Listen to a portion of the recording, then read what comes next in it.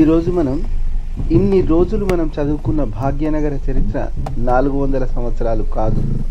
కాకతీయులు ఇంకా అంతకంటే ముందు నుండే ఈ సౌభాగ్యనగరమైన భాగ్యనగరం ఉనికిలో ఉంది అనడానికి సాక్ష్యంగా నిలిచిన నాటి నల్లవాగు ఒడ్డున నిర్మితమైన గౌలీపుర శ్రీ లక్ష్మీనారాయణ స్వామివారి ఆలయానికి వెళ్తున్నాం. ఈ ఆలయాన్ని 13వ శతాబ్దంలో కాకతీయుల చివరి రాజైన ప్రతాపరుద్రుడు 13వ శతాబ్దంలో నిర్మించినట్లు చరిత్ర చెబుతోంది. ఈరోజు మనం గౌలీపురాలో ఉన్న శ్రీ లక్ష్మీనారాయణ స్వామి దేవాలయము మరియు రాజరాజేశ్వర స్వామివారి దేవాలయానికి వచ్చాము. ఈ రెండు కూడా మనకు 1303లో కట్టినట్టుగా అంటే ఎక్స్టెండ్ చేసినట్టుగా, దాన్ని పునరుద్ధరించినట్టుగా ఒక ఆలయ దూలం పైన రాసి ఉంది. 1302లో కాకతీయులు పునరుద్ధరించినట్టుగా. అంటే ఇది ఖచ్చితంగా కూడా అంతకంటే ముందు కట్టిన దేవాలయం అయి ఉంటుంది. ఇది అట్లాంటి దేవాలయం మన గౌలీపురాలో ఉండే నల్లవాగు, మన పురాణాలలో చెప్తారు కదా సరస్వతి నది, ఇప్పుడు పురాణాలలో తప్ప ఎక్కడ కనిపించదు. అట్లే నల్లవాగు ఒడ్డున ఇది ఉంది. ఈ ఆలయం గౌలీపురాలో లేదు. ఇది వచ్చాకే దీని చుట్టూ ఏర్పడిన ప్రాంతం గౌలీపుర అయిపోయింది. అసలు ఈ ప్రాంతం పేరు గౌలీపుర కాకుండా ఇంకేదో లక్ష్మీనారాయణపురమో ఇంకేదో అయి ఉండొచ్చు. కాకపోతే వాళ్ళు వచ్చి అరే ఈ పేరుకి ఇదిరా అని గౌలీపుర అని మనకే కొత్తగా పేర్లు పెట్టి పోయిండ్రు. అదే పిలుచుకుంటున్నాం, మనకి వేరే విధి లేక. ఈరోజు ఈ ఆలయ విశేషాలు తెలుసుకుందాం. శ్రీ లక్ష్మీనారాయణ స్వామి శ్రీ రాజరాజేశ్వరి దేవస్థానం ఈ ఆలయ సముదాయంకు వచ్చేసాము. ఈ ఆలయం ముందు ఆలయ పునరుద్ధరణకు సంబంధించిన శిలాఫలకం ఒకటి మనకు కనిపిస్తుంది. ఆలయ దర్శనానికి ఆలయం లోపలికి వెళ్దాం పదండి. వేదఘోషతో ఆలయ పరిసరాలు ఆధ్యాత్మిక శోభను సంతరించుకున్నాయి. మనం ముందుగా ధ్వజునకు నమస్కరించి ఆలయ ప్రదక్షిణ చేసి వద్దాం. మనం ఈ ఆలయమనే కాదు, ఏ ఆలయంకు వెళ్ళినా కూడా ముందుగా ధ్వజునకు నమస్కరించుకోవాలి. అది ఆలయ మర్యాద.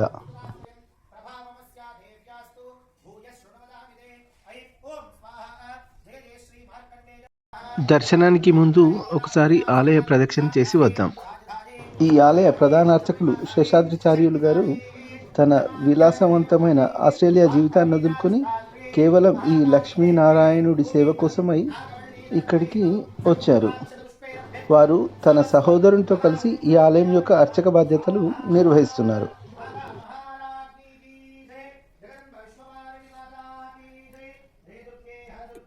గోపురంలో మనకు వటపత్ర సాయి, శ్రీమన్నారాయణ మత్స్యావతారము, తర్వాత రంగనాథ స్వామి, తర్వాత ఇక్కడ కూర్మావతారము, తర్వాత వరాహావతారం కనిపిస్తున్నాయి. తర్వాత అలాగే ఇటువైపు వస్తే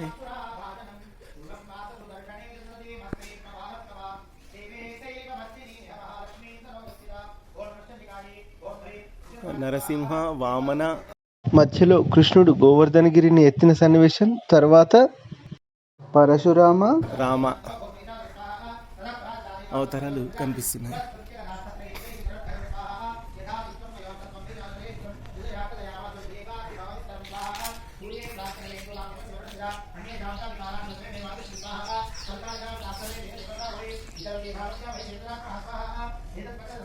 ఇటువైపు బలరామ, తర్వాత కృష్ణ, తర్వాత నారసింహ మధ్యలో ఉన్నారు. తర్వాత ఇక్కడ కల్కి అవతారము, తర్వాత కాళీయ మర్దన కృష్ణుడు ఇక్కడ కనిపిస్తున్నారు.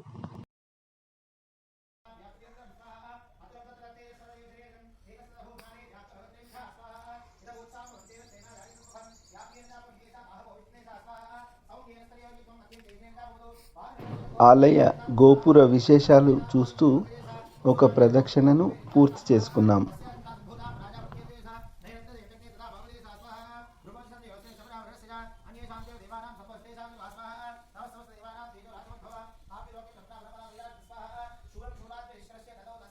ఈ ఆలయంలో ప్రస్తుతం చండీ హోమం జరుగుతుంది. ముందు కూర్చున్న ఇద్దరు పురోహితులకు హోమం జరిగే ప్రదేశానికి మధ్యలో చిన్న స్టెప్ వలె ఉంది కదా, అది ముందుకి ఎక్స్టెండ్ చేసిన ప్రాంతం. దానికి సంబంధించిన శాసనం ఈ దూలంపై రాసి ఉంది. 4 స్తంభాల ముఖ మంటపము దైవాల బాలయ్య. సారీసునుల లౌను సాయిగారి కైంకర్యము సంవత్సరము 1302. సరియగు సంవత్సరం నందు కైంకర్యము 1302వ సంవత్సరం అని రాసినట్టు అర్థమవుతుంది. ఇక్కడ చూడండి, ఆలయం నుండి మొదటి 4 పిల్లర్ల తర్వాత ఒక స్టెప్ వలె ఉంది చూడండి, రూఫ్లో స్లాబ్లో. తర్వాత కింద కూడా ఒక స్టెప్ వలె ఉంది. ముందు ఉన్న 4 స్తంభాలు తర్వాత ఎక్స్టెండ్ చేయబడ్డాయి, పునర్నిర్మాణం కావించబడ్డాయి. శంఖు చక్రాలు, ద్వారపాలకుల దర్శనంతో శ్రీ లక్ష్మీనారాయణుడి దర్శనం చేసుకుందాం. చిన్ముద్రలో ఉన్న ఆ లక్ష్మీనారాయణుడి దర్శనం అత్యంత శుభకరం. స్వామివారిని దర్శించుకుంటున్న మనందరికీ శుభం కలగాలని కోరుకుంటున్నాను.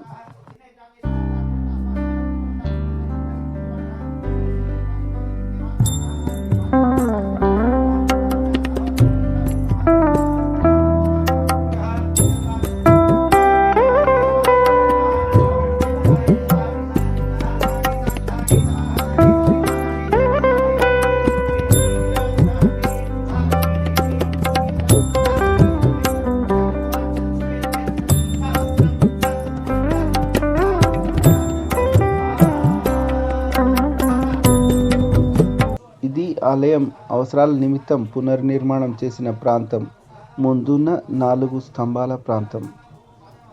ఇప్పుడు మనం గోపురం ముందు వైపు ఉన్న విమాన లక్ష్మీనారాయణుడిని దర్శించుకుందాం.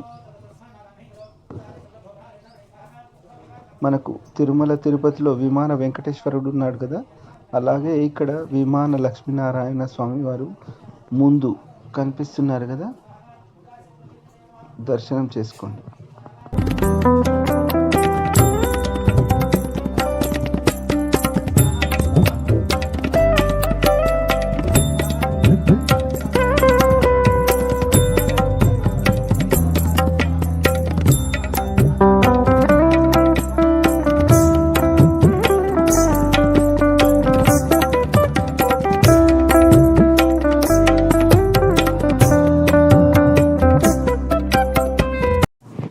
ఇది ఆలయం పూర్తిగా వెనక వైపు భాగం.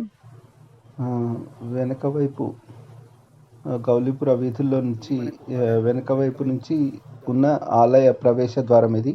ఇది ఆలయ పడమటి ద్వారం, అంటే వాయువ్య దిశ నుండి ఆలయంలోనికి ఉన్న ప్రవేశ ద్వారం ఇది.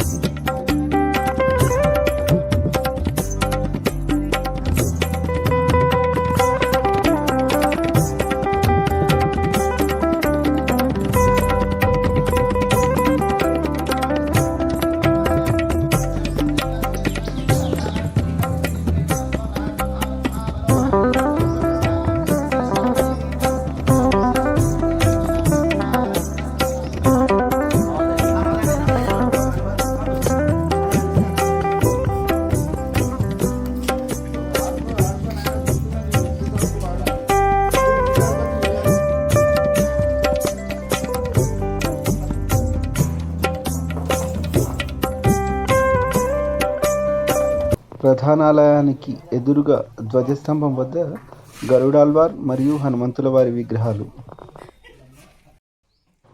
ఆలయంలో మొదటగా ఉన్న ఈ స్తంభాలపై ఉన్న ఆ రింగ్స్ కానీ చూరు దూలం కానీ ఆ, ఇప్పుడు చూసిన దానికి ఇటువైపు ఉన్న వాటికి ఇటువైపు బ్యాండ్స్ పట్టుకున్న బ్యాండ్స్ ఇక్కడ లేవు. ఆ తర్వాత చూరు దూలం కూడా డిఫరెంట్గా అందులోని తేడాలు మనం స్పష్టంగా చూడవచ్చు. ఇప్పుడు మనం ఆలయ చరిత్ర మరియు విశేషాలు ప్రధాన అర్చకుల వారి మాటల్లో విందాం. జై శ్రీమన్నారాయణ. ఉగ్రం వీరం మహావిష్ణుం జలంతం సర్వతోముఖం నారసింహం భీషణం భద్రం మృత్యోర్మృత్యుం నమామి. ఇది శ్రీ లక్ష్మీనారాయణ స్వామి దేవస్థానం. ఇది సుమారు 1000 సంవత్సరాల పురాతనమైన దేవాలయం. రుద్రమదేవుడు ఫస్ట్ రుద్రమదేవుడు కాకతీయ ఊరగల్ రాజు కాకతీయ రాజు ఫస్ట్ రుద్రమదేవుడు స్థాపించిన దేవాలయం ఇది. నల్లమల్ల ఫారెస్ట్ ఇదంతా. ఒకప్పుడు వారు ఇక్కడ వేటకొచ్చినప్పుడు స్వప్నంలో లక్ష్మీనారాయణుడు శివుడు స్వప్నంలో కనిపించి నాకు ఇక్కడ దేవాలయం నిర్మాణం చేయమని వారిని అడిగారు. వారు అప్పుడు ఈ సంకల్పం పెట్టుకొని ఈ నిర్మాణం చేశారు. సుమారుగా ఇది 1000 సంవత్సరాల పురాతనమైన దేవాలయం ఇది మేము వంశపారంపరంగా ధర్మకర్తలము మాకిచ్చారు. ఇది మా పూర్వీకులకు ఈ దేవాలయం కట్టించి మా పూర్వీకులు ఇక్కడే చేసుకొని ఇక్కడే ఉండిపోయినాం. దీనికి 7 ఎకరాల 14 గుంటల భూమి ఉండే. ఇప్పుడు అన్ని కనుమరుగు అయిపోయింది. ఇప్పుడు ఏం భూములు లేవు, ఏం లేదు. ఒక దేవాలయం ఒకటి మిగిలింది. ఒకటి బతుకమ్మ బాయి అని చెప్పి ఇవాళ అందరు బతుకమ్మ బాయి బతుకమ్మకుంటా అని అన్ని చెప్తారు. కానీ ఇవన్నీ అవాస్తవాలు. ఫస్ట్ హైదరాబాద్ అనేది లేదు. ఇది కందికల్ మెట్ విలేజ్ అని అంటారు. ఈ దేవాలయం నిర్మాణం లక్ష్మీనారాయణ స్వామి దేవాలయం నిర్మాణం ఎట్లయిందంటే ఇది నల్ల వాగు అని చెప్పి ఒక వాగు ప్రవేశిస్తుంది ఇక్కడ. దాని మీద ఈ నిర్మాణమైన దేవాలయం. ఇలాంటి దేవాలయం ఎక్కడ లేదు. ఇంకోటి ఈ దేవాలయం యొక్క హస్తం అనేది చిన్ముద్రాస్తము. కోరికలు ఉన్న వాళ్ళకు ఏదైనా కోరికలు నెరవేరకపోతే కోరికలు నెరవేరి పెళ్లి కాకపోయి పిల్లలు లేని వాళ్ళు ఎవరని ఉంటే ఇక్కడికి వచ్చి వాళ్ళ కోరికలు చెప్పుకుంటే మాత్రం తప్పనిసరి నెరవేరుతుంది. అభయ విజయ ఆరోగ్య ఐశ్వర్య అన్నీ దొరుకుతుంది. ఇలాంటి దేవాలయంలో నేను ఎన్ని పుణ్యక్షేత్రాలు తిరిగాను. వైష్ణవ సంప్రదాయంలో దివ్యక్షేత్రాలు తిరిగాను. కానీ ఇలాంటి దేవుడిని నేను ఎక్కడ చూడలేదు. ఇలాంటి అభ్యాసం ఉన్న కానీ చిన్న హస్తం ఉన్న వాళ్ళు ఎవరు ఎక్కడ లేదు దేవాలయం. కానీ రుద్రమదేవుడికి ఏం కోరికతో ఇక్కడ లక్ష్మీచారు. ఇంకోటి శిల్పికి ఏం ఆలోచన వచ్చిందో తెలియదు. శిల్పి చెక్కింది. వాళ్ళ పుణ్యాత్ములు కోటి వందనాలు. ఇక్కడ నిజాం ప్రభుత్వంలో కూడా అందరూ ధ్వంసం చేశారు అన్నారు. ఇక్కడంతా ముస్లిమ్స్ ఏరియానే, సాయిబుల ఏరియానే. బట్ మాకు టెంపరరీ కనెక్షన్స్ ఎక్కడి నుంచి వస్తున్నాయంటే ప్రసాద్ ఐమాక్స్ ఉందా అక్కడి నుంచి ఇక్కడి వరకు అక్కడ ఉత్పత్తి అవుతుండే, జల ఉత్పత్తి అవుతుండే. అక్కడి నుంచి ఇక్కడి వరకు టెంపరరీ. అది హుసేన్ సాగర్ ఒడ్డున అక్కడ ఇక్కడికి ఎలక్ట్రిసిటీ వచ్చేది. ఎలక్ట్రిసిటీ టెంపరరీ నిజాం టైం లోపల, నిజాం ప్రభుత్వంలో కూడా మాకు ఇలాంటి అంటే నేను కులము మతం అని ఇక్కడ లేదు. లక్ష్మీనారాయణ స్వామి దేవాలయంలో అందరూ వారి భక్తులే. అక్కడ ముందట శాసనం 1992 కొట్టు. అక్కడ ముందట శాసనం కూడా ఒకటి అది ముఖ మండపం అనేది. ఈ 4 మండపాలు ముఖ మండపం 4 స్తంభాలు. అది 1302లో దేవాలయ బాలయ్య అనేవారు దీన్ని ఎక్స్టెన్షన్ చేశారు ముందుకు. ఇది మొత్తం ఈ గర్భగుడి ఈ 16 స్తంభాలు ఏవైతున్నాయో దానికంటే పాతది. ఇంకా అది 1302లో స్థాపించిన 4 స్తంభాలు. ఇది మాత్రం రుద్రమదేవుడు సంకల్పంతో ఈ యొక్క వాగు మీద నిర్మాణం చేసిన దేవాలయం. ఇలాంటి దేవుడు మీకు దొరకొచ్చు, చూడకపోవచ్చు, నాకు తెలియదు. వీరు గరుడ మంతుడు. అమృత బాణం ఉంది. వీరు విశ్వసేనుడు. ఇప్పుడు పూజలలో వైష్ణవ సంప్రదాయం గంధం చక్రం గద అన్ని ఉంటుంది వీరి దగ్గర. వీరు రామానుజాచార్యులు. వీరు అనంత దేశికాచార్యులు. వీరు నమ్మహాల్వార్. రామానుజ స్వామి ఉత్సవ విగ్రహం, దేశికాచార్యులు ఉత్సవ విగ్రహం.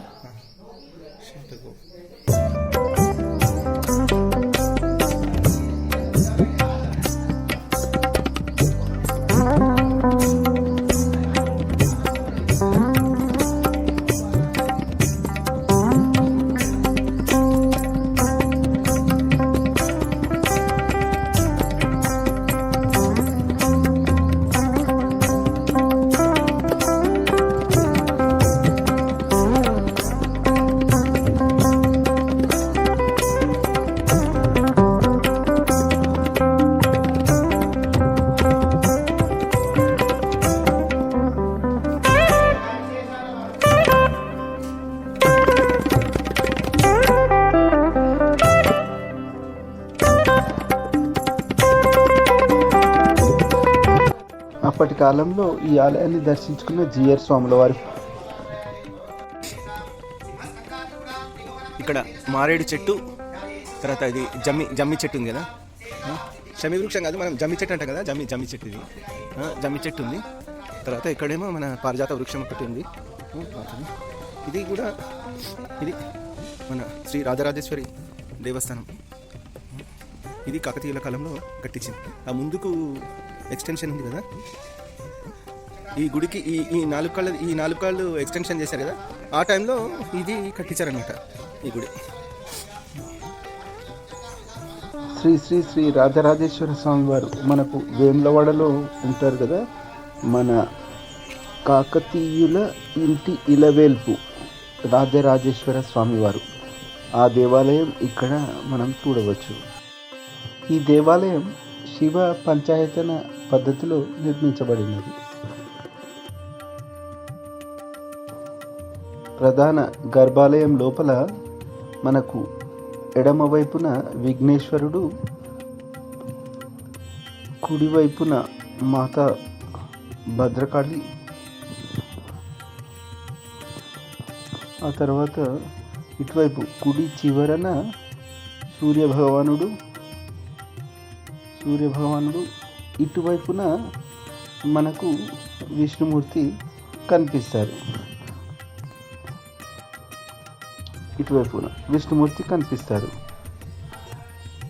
మనం ఏ కాకతీయ నిర్మాణం చూసుకున్నా మందిరం లోపల భాగంలో ఈ విధంగా చతురస్రాలతో పైకప్పు నిర్మించబడి ఉంటుంది. కాకతీయుల నిర్మాణ శైలిలోని నందీశ్వరుని విగ్రహం పూర్తిగా అలంకరించబడి తల ఒక వైపుకు వాల్చి ఒక కాలు రంకెలేస్తూ స్వామివారి పిలుపును ఎదురు చూస్తున్నట్లుగా మెడలో గంటలు కట్టుకొని పూర్తి అలంకృతమైన నందీశ్వరుడి విగ్రహం కాకతీయుల నిర్మాణంలో ఇలా ఉంటుంది.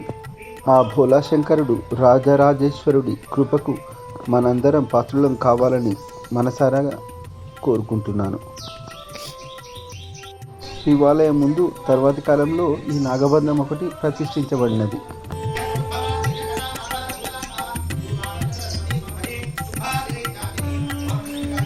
రెండు నందులకు ఒకటే తల పెట్టి ఇది గోపురం.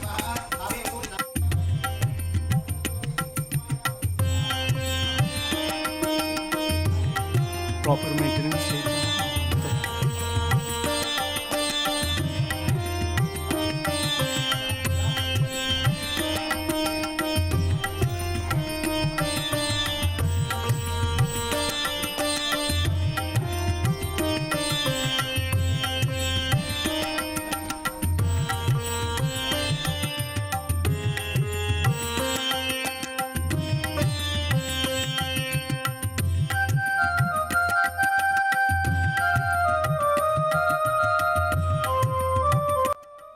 ఇక్కడి నుండి విమాన లక్ష్మీనారాయణుడి దర్శనం చేసుకుందాం. టీవీగా 700 సంవత్సరాల నుంచి నిలుచొని ఉన్న ధ్వజస్తంభం,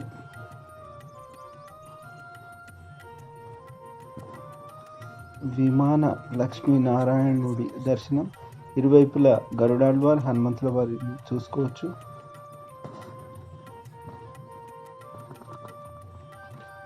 ఏడు 700 సంవత్సరాల నుంచి చెక్కు చెదరకుండా ఇలా నిలబడి ఉంది ఈ ఆలయం. చాలా బాగా అనిపిస్తుంది.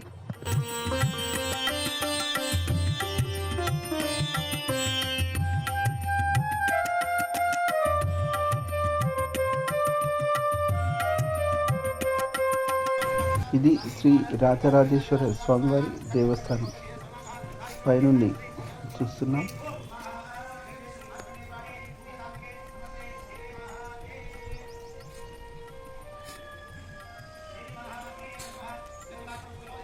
విఘ్నేశ్వరుడు మధ్యలో చూడండి, విఘ్నేశ్వరుడు, పార్వతీ పరమేశ్వరుడు, ఒక్కొక్క పక్కన బ్రహ్మ కనిపిస్తున్నారు.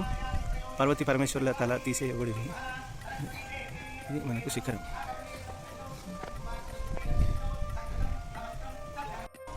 ఇది మన బక్కమ్మ బాయి.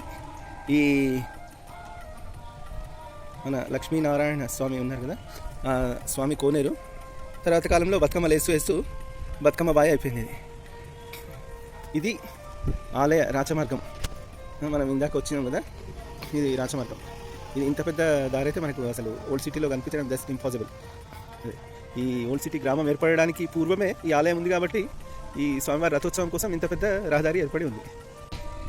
ఇక్కడ ఆలయం వెలుపల గోడకి కూడా ఒక శాసనం తెలుగులో రాసి ఉంది స్పష్టంగా.